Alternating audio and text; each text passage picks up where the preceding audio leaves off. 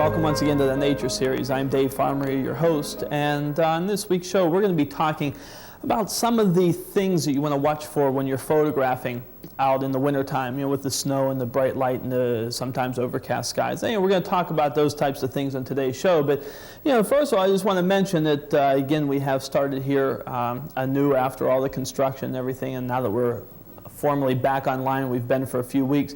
I hope that everybody out there is enjoying what they're seeing right now and what they've seen. And I just urge you to continue joining into the Nature Series, because as we go on now, things are going to be getting better, I assure you. We have new shows in the works. Different things that we're going to be talking about. A lot of things will be seasonal or topical. So just stay tuned in, and I'm sure there's going to be a lot of information each week for you. Okay, on today's show, as I mentioned, we're going to be talking about photographing this week, photographing the landscape and photographing nature in the winter time, and it'll be more of a technical type thing than just talking about nature. But anyhow, the first thing I'd like to mention to you is that one common myth, I guess, and I think it's a myth, is that everybody seems to think that when you want to photograph out in the cold weather, that you have to go and have your camera equipment winterized. I've had people come up to me quite often, when they've seen photographs I've shot either in the wintertime or in cold areas. They say, oh, you had your camera equipment winterized, didn't you? And ask different things about that. No, I didn't. I haven't had it winterized yet. I was going to, I had a trip or an assignment scheduled a couple years back to the Antarctic, which I ended up canceling. But at any rate, that would be the only time I would really get the camera equipment winterized, because it's so cold there. And all that really is you're going to get it cleaned out, and you're going to have the lubricants reapplied that are a thinner lubricant. But at any rate, when you shoot here in the wintertime, in Pennsylvania, or really in the United States, anywhere, there's really no place that you need to have your camera equipment winterized. The lubricants that are in it now are just fine. If your camera equipment is dirty, get it clean maybe before wintertime, because the dirt may have a tendency to clog things up a little bit as the lubricants solidify somewhat. So maybe get it cleaned, and that's not a bad idea, whether it's winter or summer, spring or fall. If your camera's getting a little bit dirty, have it cleaned. If your lenses are getting dirty, have them cleaned out as well. It's not that expensive. It's a good assurance.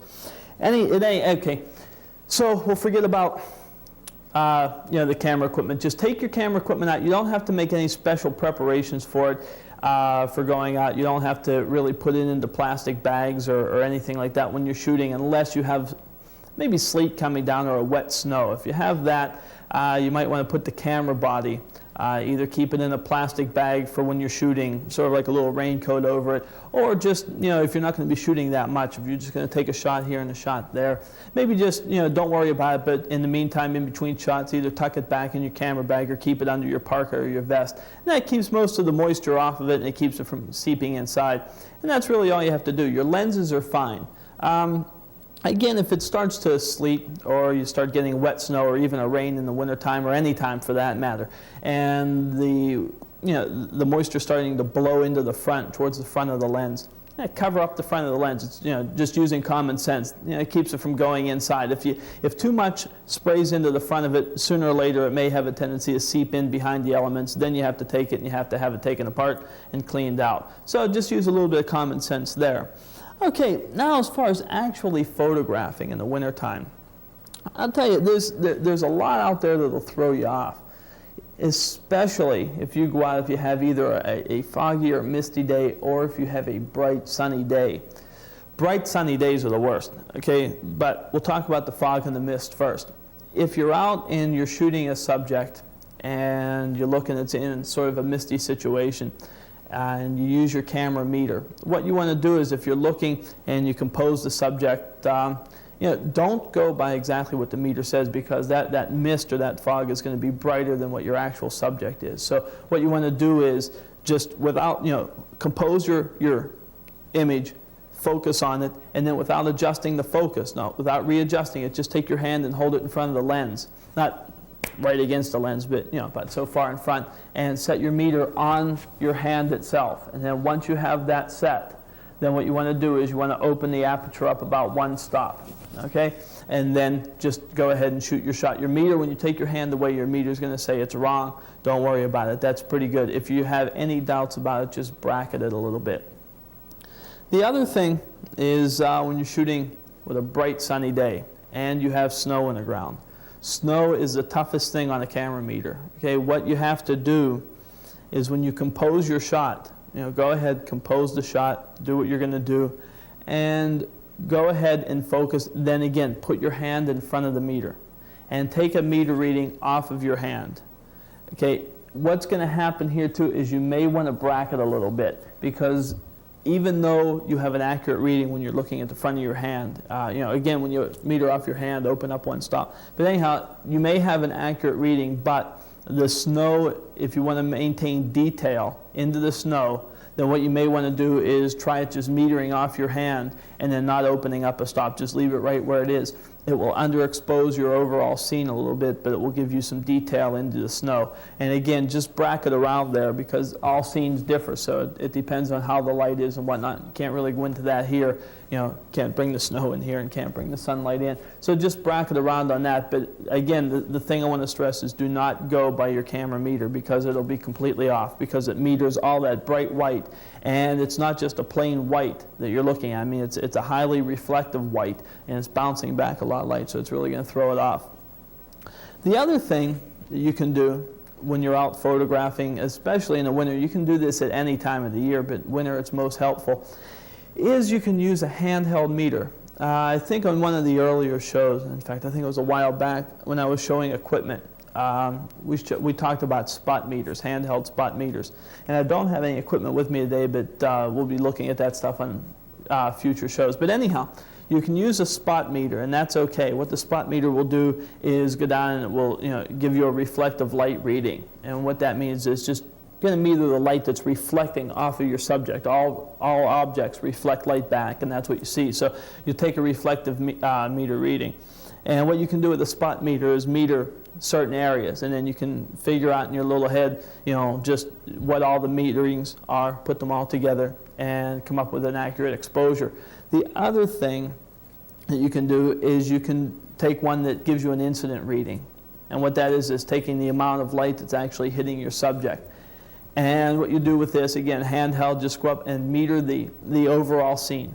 Okay, whatever light is hitting the subject that you're going to photograph, meter that light. I mean, if you have the light coming here and this is your subject, we'll use the plant for example. If you have the light coming down here onto the plant, and say that there is a shadow up in here, you don't want to hold your meter up in here, okay, because it's going to meter less light than would be down here. You want to take the meter and you just want to hold it right in front of your subject, or at least in the same light as your subject, and that will give you an accurate reading right there. That works real well for any situation, whether it be snow or, fog, anything. That gives you an accurate reading. Again, if you want to be sure, bracket a little bit, but that gives you a pretty accurate reading.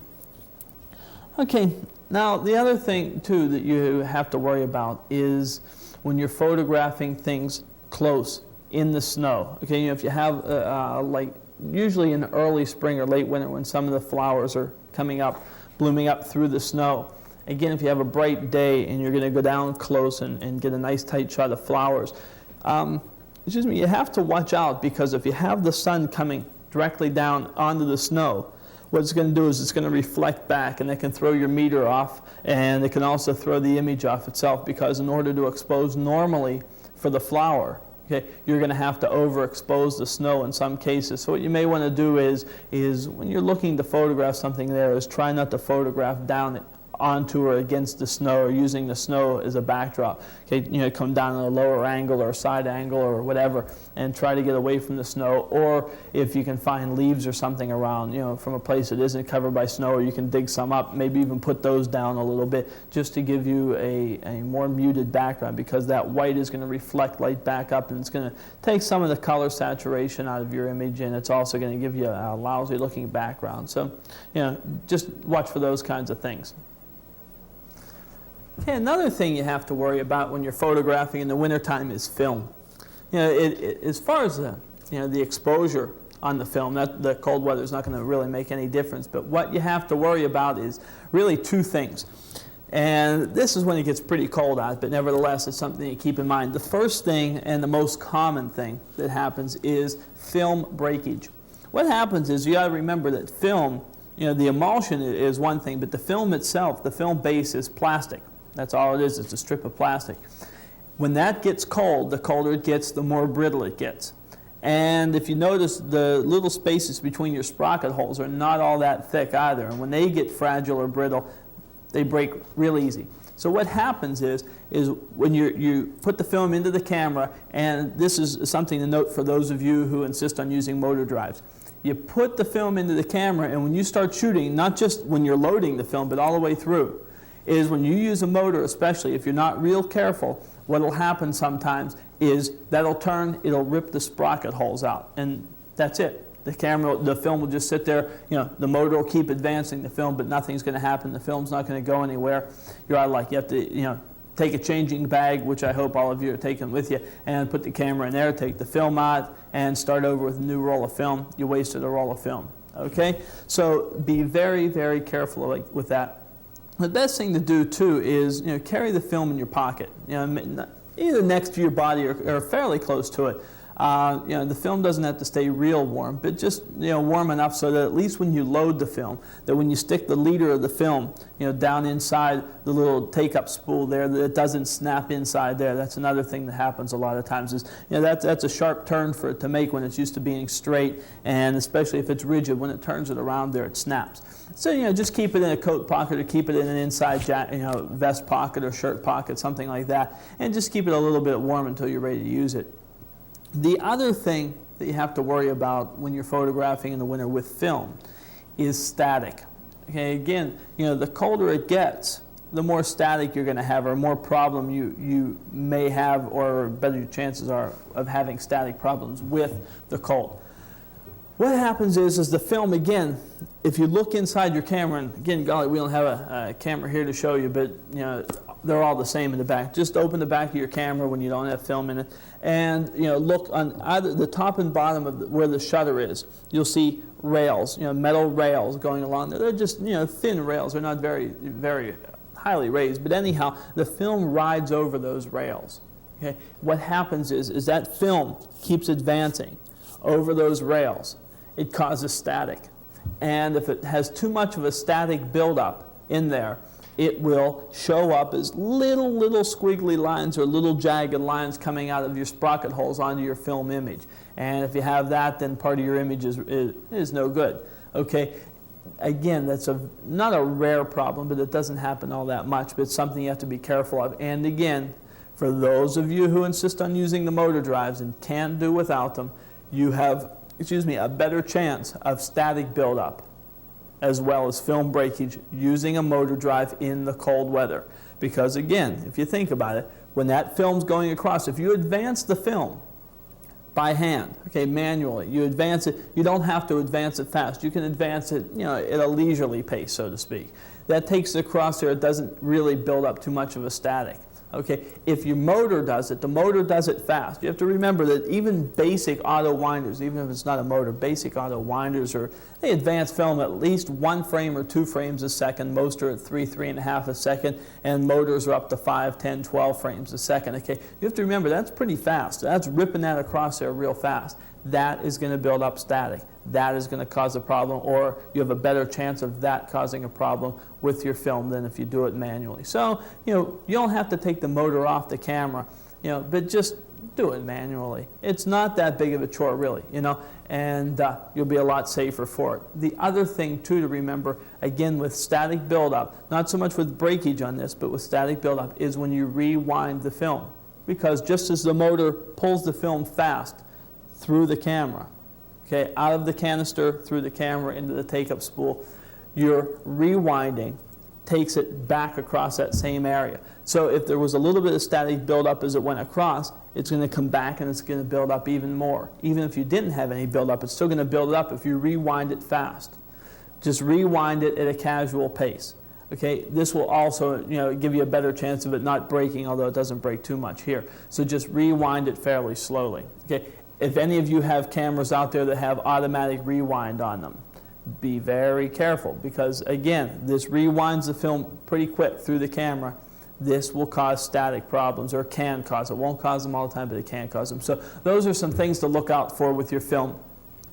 that's about it as far as the equipment goes, and photographing in the wintertime. There's obviously a lot more to it, a lot more involved, but really we just can't get into it here. We're going to be talking about these things periodically on upcoming programs. We're also going to be doing, again, a lot of programs out in the field area, and so that we can sort of not give you hands-on, but give you eyes-on experience on what we're doing, so we're not just sitting here in the studio talking about it, or even if we held up a camera. It's going to be out there doing it. You can see us doing it and get a better idea as to what we're doing, and you can try it yourself. Okay, the last thing I want to talk about this week, since we're running a little low on time here, is just some of the things you may want to look for when you're photographing out in the wintertime.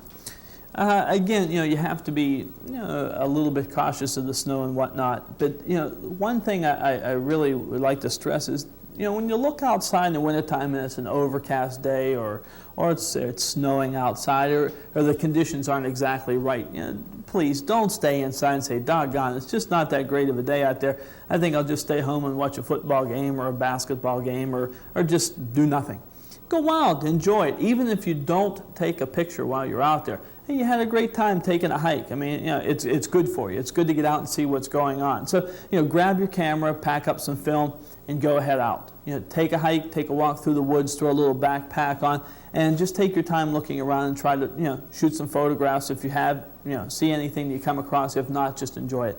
Okay, some of the things you want to look for is just, there isn't much as far as vegetation. Okay, you can look for different types of ice formations out there, whether it be an icicle on a rock, and looking at things, and don't just, if you see an icicle, don't just say, oh God, that looks kind of nice right there, I think I'll just set up the camera and take a picture of all these icicles. Okay, that's fine, go ahead, do that. But when you finish doing that, take a walk up to those icicles and look at them. Look at them close. I mean, even put your eye right to the icicle and look at what's in there. Look at what it's made up of, look at how it's put together, and try to work there for photographs. Even, again, if you don't find a photograph in that icicle or in whatever you're looking at close, at least you saw something a little bit closer. Don't look at everything from a distance. Walk up close to it, get used to it. It would be nice, you could do that to animals too, but unfortunately if you do, you'll either spook them away or you might get bit, and then you'll come yell at me down here. Just observe things. Practice observing. That's the main thing. When you're out there, you're out there to photograph, granted, but you're also out there to learn. That's the main thing, to learn and enjoy what's going on out there. Okay, some of the other things, look at bark formations. In the wintertime, a lot of the trees, the bark is either peeling or shedding. Take a look at that. Look how it's peeling away. Look what's underneath. You won't really see any kind of insects or anything, because that's, again, just too cold for those. The birds out there. A lot of the birds are great to photograph in the wintertime because you have generally a light background, or a mixture of light and dark colors for a background, and it brings the color of the birds out. You have blue jays and cardinals out there. Goodness, you can really go nuts photographing them. Just all kinds of great color. You'll come home and you say, boy, these are great shots. It's good stuff to get. If you want to take the time, you can go out and you can sit there. You can wait for deer to come walking through the woods. Deer, again, are great to photograph in the wintertime. Lots of things. You'll find raccoons out there. You'll find just about everything out there in the wintertime that you would any other time of year. It's just that it's a little bit neater to photograph them sometimes in the winter because you have a light background, and it's just so much more vibrant. So again, don't just sit around the house thinking how dreary it is or how cold it might be out there. If it's cold, put an extra shirt or an extra sweater on. Get a warmer jacket. It's okay. Go out there, and I guarantee you that when you walk out the door, even if you think it's cold, if you walk around out there a little bit, you'll end up getting real warm. And once you start seeing the animals running around, it works every time. It warms you right up. No matter how many times I go out, I can be sitting there freezing. As soon as I see the animals coming, I don't even think about the cold. It's a real neat thing to do. So that about wraps it for this week's show. What we're going to try to do here at the end of the show is we're just going to show you a couple of winter slides and give you an idea of some of the things to photograph out there and just some of the things to look for. So until next week, I hope you'll join us then, and thanks for joining us this week, and you take care.